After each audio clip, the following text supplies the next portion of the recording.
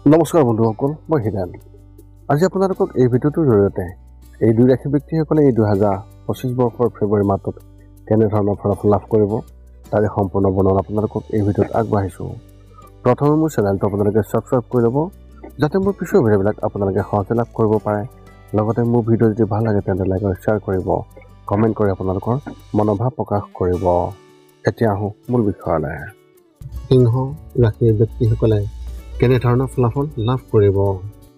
সৰ্বপ্ৰথম পাৰিবাৰিক জীৱনৰ ক্ষেত্ৰত এনেধৰণৰ এই মাহটো পাৰিবাৰিক জীৱনৰ বাবে শুভ আৰু অশুভ এই দুয়োটাই হ'ব। মাহটো শুভ ফলাফলৰ পৰা আৰম্ভ হ'লেও তৃতীয় সপ্তাহটোৱে অদ্ভুত পৰিস্থিতিৰ সৃষ্টি আপোনাক আনি দিব বা সৃষ্টি হ'ব। কিন্তু এই সময়ত যদি আপুনি ৰেজিষ্টেন্স শক্তিৰে কাম কৰে তেন্তে পৰিস্থিতি বজাই ৰখাত আপোনাৰ সহায় হ'ব। মাহৰ শেষত আপুনি হয়তো আপোনালোকৰ পৰিয়ালৰ যাত্ৰাত যাবলগীয়া হ'ব পাৰে। ঘৰৰ মানুহবোৰ আপোনাৰ লগত সুখী যেন লাগিব, কিন্তু তেওঁলোকে আপোনাক কিবা এটা টুকৰ মাৰিব। কিছু কাম কৰাৰ আগতে যদি আপুনি আপোনাৰ মাকক এই বিষয়ে সোধে তেন্তে আপুনি খুবেই ভাল ফলাফল পাব। ভ্ৰমণলৈ যোৱাৰ সময়ত সম্পূৰ্ণ যত্ন লওক। ব্যৱসায় আৰু চাকৰিৰ ক্ষেত্ৰত এনেধৰণৰ যদি আপুনি ব্যৱসায়ৰ লগত জড়িত হৈ আছে তেন্তে এই মাহটো আপোনাৰ বাবে স্বাভাৱিক হ'ব। ব্যৱসায়ত ইয়াতকৈ বেছি ঘাটি বা বেছি লাভ নহ'ব। অৰ্থাৎ এই মাহটো ব্যৱসায়ীসকলৰ বাবেও স্বাভাৱিক হ'ব। অত্যাধিক বস্তুৰ পৰা আঁতৰি থাকক আৰু বজাৰত প্ৰকৃতিৰ অনুকূল কৰি ৰাখক। যদি আপুনি ব্যক্তিগত খণ্ডত কাম কৰে তেন্তে এই মাহত আপুনি এনে কিছুমান প্ৰজেক্ট পাব যিয়ে আপোনাৰ প্ৰতিভাক উন্নত কৰিব। আপোনাৰ বছ বা আপোনাৰ ছিনিয়ৰ অফিচাৰক কিছুমান বিদেশী প্ৰকল্পত নিয়োগ কৰিব পাৰে। এনে পৰিস্থিতিত কোনো সুযোগ আপোনাৰ হাতৰ পৰা পাৰ হৈ যাবলৈ নিদিব। চৰকাৰী বিষয়াসকলে এই মাহত তেওঁলোকৰ কামৰ অগ্ৰগতিৰ বিষয়ে নিশ্চয়কৈ চাব লাগিব। শিক্ষা আৰু ক্ৰীড়াৰ ক্ষেত্ৰত এনেধৰণৰ যদি আপুনি কলেজত আছে তেন্তে আপোনাৰ ছিনিয়ৰক সন্মান কৰক, কাৰণ সেইবোৰ আপোনাৰ বাবে অতি উপযোগী হ'ব।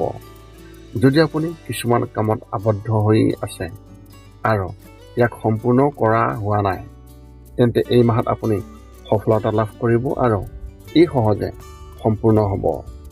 বিদ্যালয়ত অধ্যয়ন কৰা ছাত্ৰ ছাত্ৰীসকলে যিকোনো পাঠ্যক্ৰম বা অন্যান্য কাৰ্যকলাপত ভাল প্ৰদৰ্শন কৰিব পাৰিব। যদি আপুনি প্ৰতিযোগিতামূলক পৰীক্ষাৰ বাবে প্ৰস্তুতি চলাই আছে তেন্তে এই মাহটো স্বাভাৱিক হ'ব। অৱশ্যে এই মাহত এজন বন্ধুৱে গাইডেন্স দিব পাৰে যিটো আপোনাৰ বাবে পিছত অতি উপযোগী হ'ব। প্ৰেমৰ ক্ষেত্ৰত এনেধৰণৰ এই মাহটো প্ৰেম জীৱনৰ বাবে খুবেই ভাল। স্কুল বা কলেজত কাৰোবাৰ হৃদয়ো আপোনাৰ ওচৰলৈ আহিব পাৰে, কিন্তু তেওঁলোকে আপোনাক ক'ব নোৱাৰিব। যদি আপুনি ইতিমধ্যে কাৰোবাৰ প্ৰেমত পৰিছে তেন্তে আপুনি তেওঁলোকৰ সৈতে ভৱিষ্যতৰ বিষয়ে এটা কৌশল ৰচনা কৰিব আৰু আপুনি ইয়াৰ পিছত কি কৰিব লাগে সেই বিষয়ে বিবেচনা কৰিব। এই মাহটো বৈবাহিক লোকসকলৰ বাবে শুভ হ'ব আৰু আপোনাৰ পত্নীয়ে বা আপোনাৰ স্বামীয়ে আপোনাক সমৰ্থন নিশ্চয়কৈ পাব বা লাভ কৰিব। আপোনালোকৰ সংগীয়ে আপোনাৰ কামত আপোনাৰ লগত শ্বেয়াৰ কৰিব, যাৰ ফলত সেই কামটো অতি সোনকালে হ'ব। যদি আপুনি বিবাহৰ বাবে অপেক্ষা কৰি আছে তেন্তে এই মাহত কিছুমান ভাল সম্পৰ্ক আহিব, কিন্তু বিষয়টো নিৰ্মাণ নহ'ব।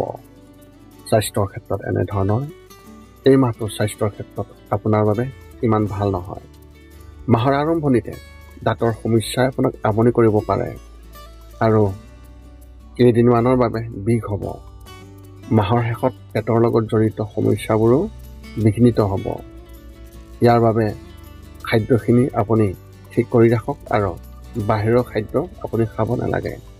ইয়াৰ লগতে মাহটোৰ মাজভাগত কিবা এটা সমস্যা নিশ্চয়কৈ হ'ব আৰু আপুনি কি কৰিব কি নকৰিব সেই বিষয়ে আপুনি বিভ্ৰান্তিত থাকিব। কামৰ ক্ষেত্ৰখনতো অসুবিধা হ'ব, যাৰ বাবে মানসিক চাপ বৃদ্ধি পাব। আপোনাৰ এই মাহত শুভ সংখ্যা হিচাপে 8 আৰু শুভ ৰং হিচাপে ব্ৰাউন ৰং আপুনি ব্যৱহাৰ কৰিব পাৰে। সিংহ ৰাশি ব্যক্তিসকলৰ বাবে এক বিশেষ উপায় আগবঢ়োৱা হৈছে। এই মাহৰ আৰম্ভণিতে ৰাতিপুৱা 2 গিলাচ গৰম পানী খোৱাৰ অভ্যাস গঢ়ি তোলক। এই মাহটো আপোনাৰ স্বাস্থ্যৰ বাবে ইমান ভাল নহয়, গতিকে আৰম্ভণিৰে পৰা 2 গিলাচ পানী খালে আপুনি সুস্থ হৈ থাকিব আৰু শৰীৰৰ পৰা অশুদ্ধি বাহিৰ হৈ যাব। কন্যা ৰাশিৰ ব্যক্তিসকলে কেনেধৰণৰ ফলাফল লাভ কৰিব? সৰ্বপ্ৰথম পাৰিবাৰিক জীৱনৰ ক্ষেত্ৰত এনেধৰণৰ, যদি বহু বছৰ ধৰি আপোনালোকৰ ঘৰখনত কোনো উন্নতি হোৱা নাই, তেন্তে এই মাহত আপোনালোকৰ পৰিয়ালৰ সকলো সদস্যৰ সৈতে ঘৰখনৰ এক বিশেষ নৱীকৰণৰ বিষয়ে আলোচনা কৰা সম্ভৱ। ইয়াত অধিক খৰচ হ'ব, গতিকে হয়তো আপুনি বেংকৰ পৰা ঋণ ল'বলগীয়া হ'ব পাৰে, নহয়তোবা আপুনি ক'ৰবাৰ পৰা ঋণ ল'বলগীয়া হ'ব পাৰে। যদি কোনো পুৰণি সম্পত্তি বা বহুমূলীয়া বস্তু আছে, তেন্তে বিক্ৰী কৰাৰ যি ধাৰণা, এই ধাৰণাটো আপোনাৰ মনলৈ আহিব পাৰে। যদি আপোনাৰ আইতাই আপোনাৰ ঘৰৰ পৰা আঁতৰত আছে বা থাকে, তেন্তে তেওঁলোকক লগ পোৱাৰ যি ধাৰণা, এই ধাৰণাটো আপোনাৰ মনলৈ আহিব পাৰে। আত্মীয়ৰ সৈতে আপোনালোকে এক বিশেষ আলোচনা হ'ব আৰু হয়তো এটা বিশেষ অনুষ্ঠানলৈ যাবলগীয়া হ'ব পাৰে। ঘৰটোত কিছু ব্যৱহাৰ হ'ব, যাৰ বাবে ব্যস্ততা বৃদ্ধি পাব। ব্যৱসায় আৰু চাকৰিৰ ক্ষেত্ৰত এনেধৰণৰ, এই মাহটো আৰ্থিক দৃষ্টিকোণৰ পৰা ইমান ভাল নহ'ব। ব্যৱসায়ত আয় ইমান নহ'ব, কিন্তু ইয়াৰ তুলনাত খৰচ বৃদ্ধি পাব। এই বিষয়েও আপুনি চিন্তিত হ'ব পাৰে আৰু মানসিক চাপো আপোনালোকৰ নিশ্চয়কৈ থকাৰ সম্ভাৱনা দেখিবলৈ পোৱা গৈছে। এই বিষয়েও আপুনি চিন্তিত হ'ব পাৰে আৰু মানসিক চাপো আপোনাৰ ওপৰত থাকিব পাৰে। বজাৰত আপোনাৰ বিষয়ে আলোচনা হ'ব, কিন্তু আপুনি ইয়াৰ প্ৰতি গুৰুত্ব নিদিব। ব্যক্তিগত খণ্ডত কাম কৰা ব্যক্তিসকলে এই মাহত কিছু ভাল প্ৰজেক্ট পাব, সেইবাবে আপুনি ইয়াত কঠোৰ পৰিশ্ৰম কৰিব আৰু আপোনাৰ 100% দিবলৈ চেষ্টা কৰিব। এই প্ৰকল্পটোৱে আপোনাৰ ভাগ্য সলনি কৰি দিব পাৰে আৰু পিছত আপুনি ইয়াৰ বাবে বহুতেই সুখী হ'ব। শিক্ষা আৰু কেৰিয়াৰ ক্ষেত্ৰত এনেধৰণৰ, যদি আপুনি কলেজত নামভৰ্তি কৰিবলৈ কঠোৰ পৰিশ্ৰম কৰি আছে, তেন্তে এই মাহত সাৱধান হওক, কাৰণ আপোনাৰ পঢ়া বেগ হ'ব পাৰে। ইয়াৰ লগতে আপোনাৰ পঢ়া শুনাৰ প্ৰতিও মোহ ভংগ হ'ব পাৰে আৰু আন কিবা এটাৰ প্ৰতি আপুনি আগ্ৰহী হ'ব পাৰে। পিতৃ মাতৃৰ সৈতে আলোচনাও সম্ভৱপৰ, যিয়ে ভৱিষ্যতৰ দৃষ্টিকোণৰ পৰা পথ প্ৰশস্ত কৰিব।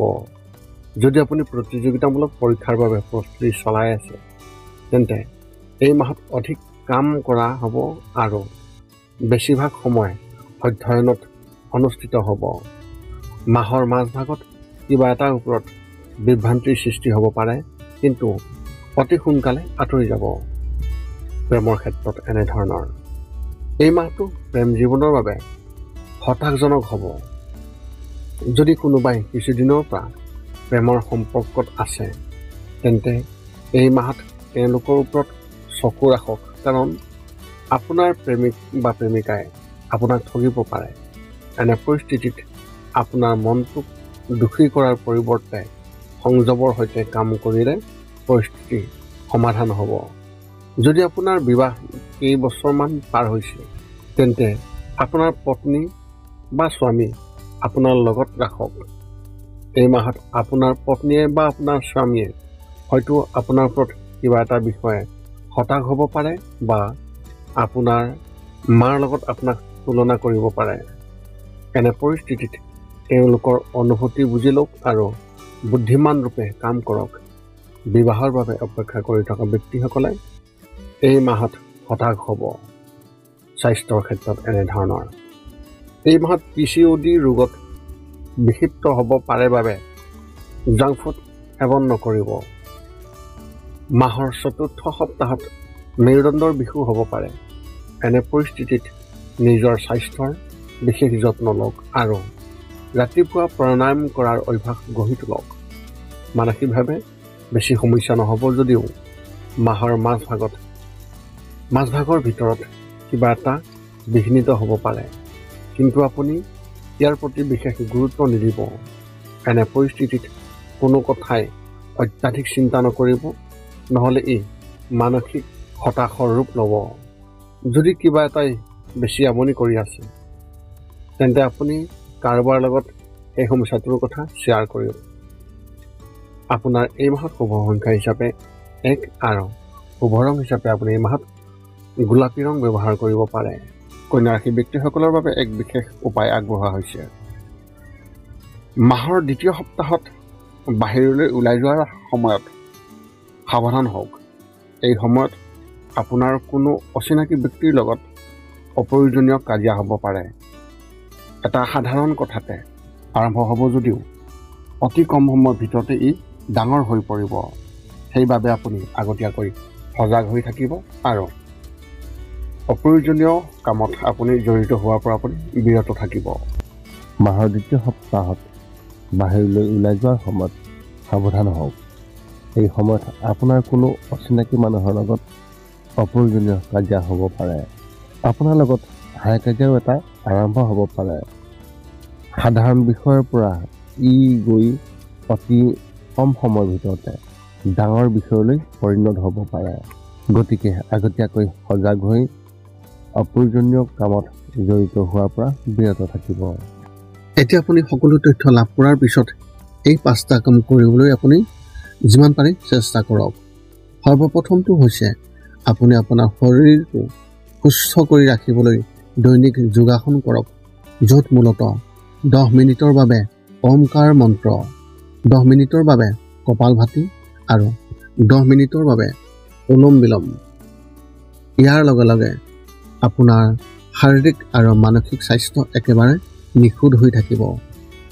2 নম্বৰটো হৈছে ৰাতি শোৱাৰ আগতে নিস্তব্ধ আৰু নিৰ্জন ঠাইত 10 পৰা 20 মিনিট ধ্যান কৰিব লাগে।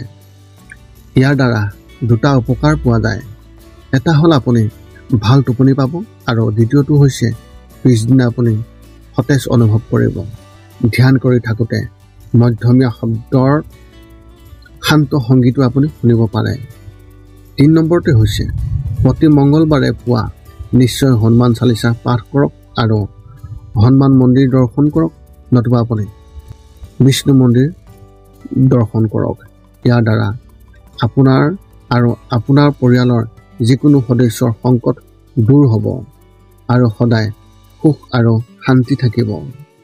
4 নম্বৰটো হৈছে ঘৰৰ বাহিৰত গৰু আৰু কুকুৰক প্ৰতিদিনে আপুনি পাৰিলে খাদ্য খুৱাব লাগে। খাদ্য খোৱা আৰু যদি পাৰে চৰাই চিৰিকটি আদিকো খাদ্য আৰু পানীৰ যোগান ধৰক। এই পৃথিৱীখন যিমান আমাৰ সিমানেই সিহঁতৰো। নিতৌ ইহঁতক খুৱাই আমি তেওঁলোকৰ পৰা এক আশীৰ্বাদ লাভ কৰিব পাৰোঁ আৰু আমাৰ ওপৰত থকা গ্ৰহবোৰৰ কুপ্ৰভাৱ দূৰ হ'ব। সদশেষত 5 নম্বৰটো হৈছে আপুনি পাৰিলে মাজে মাজে চৌপাশৰ দুখীয়া ব্যক্তিসকলক আপুনি পাৰিলে সহায় কৰক আৰু ভোকাতুৰ ব্যক্তিসকলক আপুনি পাৰিলে খুৱাবলৈ চেষ্টা কৰক। এই আছিল কন্যা ৰাশি ব্যক্তিসকলৰ এই 2025 বৰ্ষৰ ফেব্ৰুৱাৰী মাহটোত পাবলগীয়া সম্পূৰ্ণ ৰাশিফলৰ বৰ্ণন। যদি আপোনাৰ মনত এতিয়াও জ্যোতিষ সম্বন্ধীয় কিবা প্ৰশ্ন আছে, তেন্তে আপুনি আমাক এই ভিডিঅ'ৰ তলত কমেণ্ট কৰি আমাক অৱগত কৰক আৰু আমি যিমান পাৰি আমি সোনকালে আপোনালোকৰ এই প্ৰশ্নবোৰৰ উত্তৰ দিবলৈ আমি সকলো সময়তে চেষ্টা কৰোঁ। যদি আপোনাৰ এই ভিডিঅ' ভাল লাগিছে তেন্তে লাইক আৰু শ্বেয়াৰ কৰিব, কমেণ্ট কৰিব, ছাবস্ক্ৰাইব কৰিব চেনেলটো, যাতে মোৰ পিছৰ ভিডিঅ'বিলাক আপোনালোকে সহজে লাভ কৰিব পাৰে। পুনৰ লগ পাম অন্য এটা ভিডিঅ'ত। আজিলৈ ধন্যবাদ।